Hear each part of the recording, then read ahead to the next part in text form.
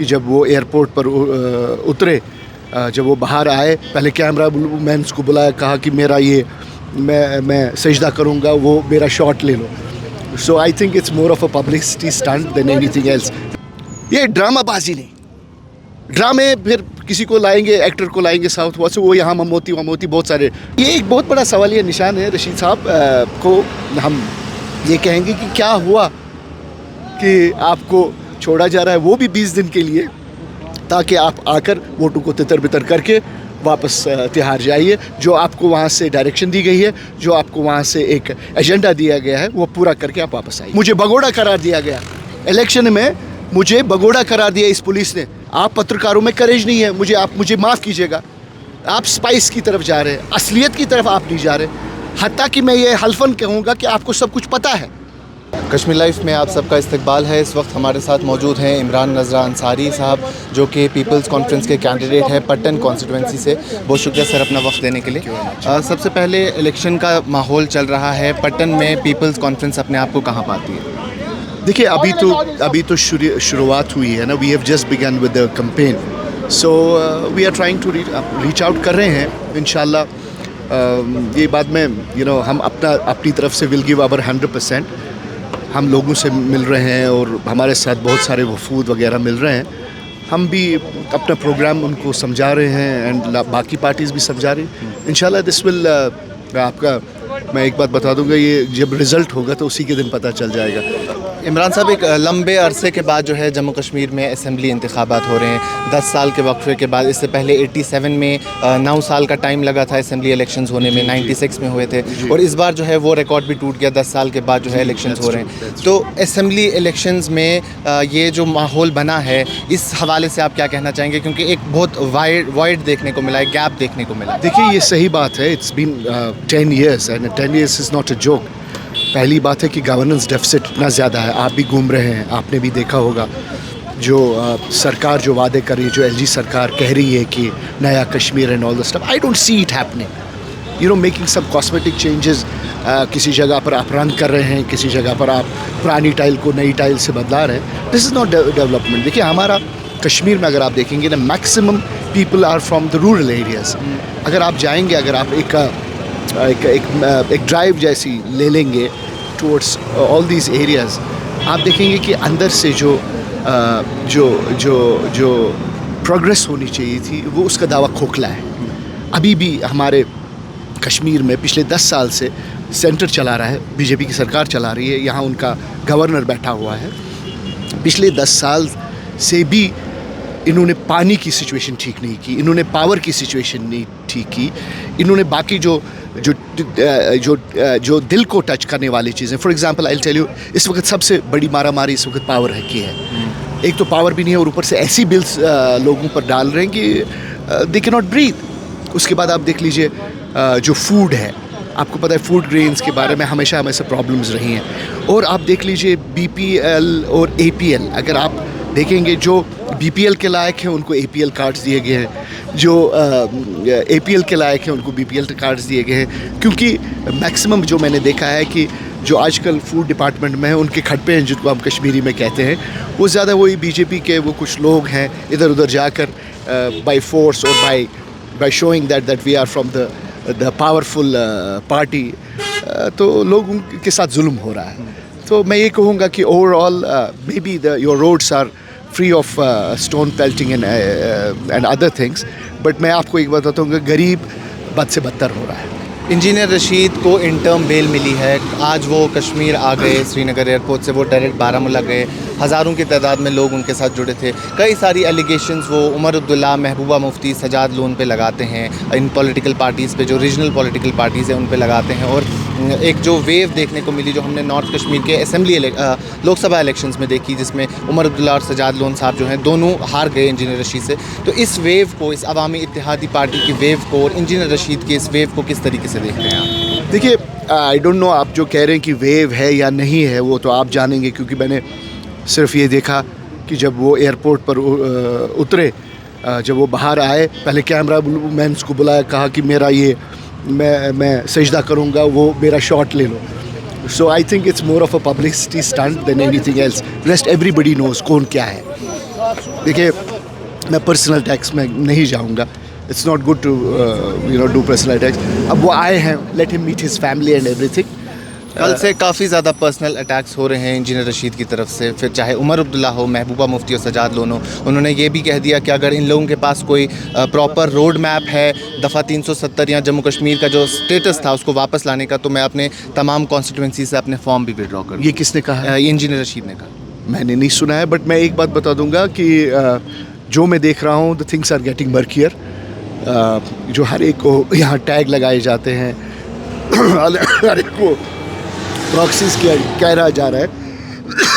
Engineer साहब को ये भी देखना चाहिए कि जिस FIR में जो चीज़ जो दफ़ा उन पर लगाई गई है, हमारे कश्मीर के और सारे लीडर्स भी उसी दफ़ा पर बंद हैं. तो एक सवालिया निशान है कि इंजीनियर साहब को छोड़ा जा रहा है, वो भी उस वक्त जबकि इलेक्शन चल रहा है, और जो बाकी सेम दफ़ा पर जो बंद है उन लोगों को क्यों नहीं छोड़ा जा रहा. मैं नहीं कह रहा हूँ कि पॉलिटिक्स के लिए उनको छोड़िए, कुछ at least let them see their children. At least वो अपने वाबस्तगान से मिले. आप देख सकते हैं, मैं आपके पास मेरे से ज़्यादा इंफॉर्मेशन है. देखिए, यहाँ शबीर शाह साहब है, सजान बारकाती है, वो और उनकी बेगम है, हमारे पटन के भी मौलवी नासिर साहब है वगैरह ज़ालिम, उनको कोई छोड़ नहीं रहा है. तो ये एक बहुत बड़ा सवालिया निशान है. रशीद साहब को हम ये कहेंगे कि क्या हुआ कि आपको छोड़ा जा रहा है, वो भी 20 दिन के लिए, ताकि आप आकर वोटों को तितर बितर करके वापस तिहाड़ जाइए. जो आपको वहाँ से डायरेक्शन दी गई है, जो आपको वहाँ से एक एजेंडा दिया गया है, वो पूरा करके आप वापस आइए. इमरान साहब, कुछ और चीज़ें भी उन्होंने कही, जैसा आपने कहा कि हम अटैक नहीं करेंगे, लेकिन उनका एक फेसबुक पे कल लाइव वीडियो आया था बाहर आने के बाद, जिसमें उन्होंने कई सारे लीडर्स को टारगेट करते हुए कहा, यहाँ ऐसा कहा कि ये वही लीडर हैं जो 370 जब हटा तो इनको SKICC में रखा गया. ये वही लीडर्स हैं जिन पे 3.5 करोड़ रुपए का जो खर्चा है हुआ, और मैं वो हूँ जो 5.5 साल से तिहाड़ जेल में बंद हूँ. अगर मैं जो मुझ पे BJP का टैग लगाया जाता है, अगर मैं BJP का लीडर होता या BJP बैक्ड होता तो मुझे 20 दिन के लिए नहीं छोड़ा जाता. आप उसी इंजीनियर साहब को कहिए हल्फन एक हल्फ ले ले कि इंजीनियर साहब, क्या आप पिछले 2 महीने से इधर उधर अस्पतालों में अच्छी सर्विस आपको नहीं दे रही थी दिल्ली? आप अस्पतालों में गए, आप गेस्ट हाउसों में गए, आपने, अब छोड़ दीजिए, अब ये लोग खुद समझ जाएंगे. लोग उतने, आप ये नहीं समझते कि लोग उतने मिस इन्फॉर्म्ड हैं. लोग फैसला देंगे इंशाल्लाह 8 तारीख को. कौन कितने पानी में है वो इंशाल्लाह आपको 8 तारीख को पता चलेगा. लेकिन इसके बावजूद मैं एक चीज़ बात कहूँगा कि जो आप देख रहे हैं वो हकीकत नहीं है. हकीकत पस पर्दा है. वो कश्मीरी, हर एक कश्मीरी नौजवान को, हर एक कश्मीरी बस्कीन को पूरी तरह से देखना है. मैं एक सवाल पूछना चाहता हूँ, इंजीनियर साहब क्यों बरकाती क्यों नहीं? इंजीनियर साहब क्यों शबीर शाह क्यों नहीं? इंजीनियर साहब क्यों यासिन मलिक क्यों नहीं? इंजीनियर साहब क्यों मेरे मौलवी नासिर क्यों नहीं? इंजीनियर साहब क्यों, और जो हज़ारों तादाद में जो जेलों में बंद हैं, जिनका ना टेरर फंडिंग का केस है, जिनका किसी चीज़ का केस नहीं है, उनका सिर्फ केस ये है कि शायद वो पब्लिक पीस को डिस्टर्ब ना करें. तो ये एक बड़ा सवाल है. अब ये कश्मीरी को सोचना है कि वो धोखे में आएगा दोबारा, या एक बार अपनी अकल से इस वोट का इस्तेमाल करें. आखिर में सिर्फ इतना पूछना चाहूँगा इमरान साहब आपसे, लोकसभा का जो रिज़ल्ट आया, क्या उससे आपको नहीं लगता कि पीपल्स कॉन्फ्रेंस का जो स्टेटस है वो थोड़ा कम हो गया है? क्योंकि महज 900 वोट से जो है सजाद लोन साहब की ज़मानत बच गई. काफ़ी एक बड़े मार्जिन से उमर अब्दुल्ला जो फॉर्मर चीफ मिनिस्टर है वो भी हार गए. देखिए, यही बात है ना. देखिए, वही they could create a wave on some things. देखिए, जब आप एक इलाके में जाते हैं जहाँ की माओं के बच्चे कब्रों में हैं, जहाँ की बाई का बाई गुजर चुका है, जहाँ बेहाली है. इसी नेशनल कॉन्फ्रेंस ने जो कत्ल गारत किया जब 1987 में उन्होंने वोट की चोरी की, और जो लीडर्स इस वक्त जिन्होंने बंदूक उठाया और जिनको सेपरेटिस्ट किया जाता है, वो तो मेन स्ट्रीम में आना चाहते थे. सो ही कुड, उन्होंने बाज़ाब्ता तौर पर रीच आउट किया, और जो फ़ज़ा खोली गई उनके लिए, वो भी एक क्वेश्चनेबल थिंग है. मैं भी इलेक्शन लड़ रहा था, सजाद साहब भी इलेक्शन लड़ रहे थे. हमें जब भी हम कहीं रोकते थे, हमें इलेक्शन कमीशन से चारों तरफ से हमें घेरा किया जाता था कि आपका टाइम लिमिट ख़त्म हो गया आपका जी। लेकिन क्या हुआ कि इंजीनियर साहब को इतनी तरह से फ़ज़ा खोली कि वो 12-12, 1-1 बजे, 2-2 बजे रात तक वो कैंपेन कर सकते थे, चाहे चौराहा हो, चाहे बस अड्डा हो, चाहे कहीं दुकानें हो, वो करते थे। हमें तो पहले ही 3-3 दिन पहले हमें इजाज़त मांगना पड़ता था कि क्या हम कर सकते हैं। हमारे को तो डिफाइंड था कि सुबह 11 बजे से शाम को 5 बजे तक आप बंद कीजिए। कोई तो है पीछे इंजीनियर साहब के जो कि इसको इतनी लेवरेज दे रहा है कि ये ऐसी बातें भी कर रहे हो और ऐसे अंदाज में चल रहा है, कुछ तो है। इमरान साहब, ये वही बात तो नहीं हो गई कि नेशनल कॉन्फ्रेंस या पीडीपी आपको बी टीम कहती है बीजेपी की, और आप इन्हें भी कहते हैं कि they are backed by someone? I am saying that something is happening. देखिए, आप में करेज नहीं है, आप पत्रकारों में करेज नहीं है, मुझे माफ़ कीजिएगा, आप स्पाइस की तरफ जा रहे हैं, असलियत की तरफ आप नहीं जा रहे। हत्ता कि मैं ये हल्फन कहूँगा कि आपको सब कुछ पता है, आपको सब कुछ पता है कि कौन किसके पीछे है, लेकिन आँख में इखलाकी जुर्रत ही नहीं है। You lose the moral character. आप ग्लोरीफाई उन लोगों को कर रहे हैं जो कि कल को आपको एक वबाल जान बन जाएंगे। लेकिन क्या करें, इस वक्त ये सेल हो रहा है, इंजीनियर साहब इस वक्त सेल हो रहे हैं। वो जो आज जवान उठे हैं जिनका बैकग्राउंड पॉलिटिकल नहीं है, जो उठे हैं अपने किसी जगह कॉन्स्टिट्यूंसी में लोगों का हक दिलाने के लिए, आप उसको कवर करेंगे? नहीं करेंगे आप कवर, क्योंकि आपको स्पाइस कवर करना है। आपको ये देखना है कि कौन गालियाँ देता है और कौन लोगों को ए टीम और बी टीम बनाता है।